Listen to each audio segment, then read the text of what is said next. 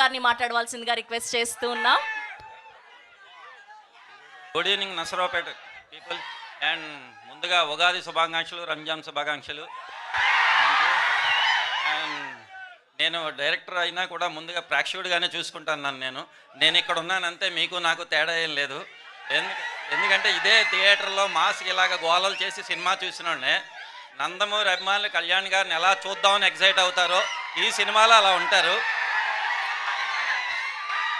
Example చెప్పాలంటే మీ పల్నాడు పౌరుషం మొత్తం ఈ క్యారెక్టర్లో ఉంటుంది.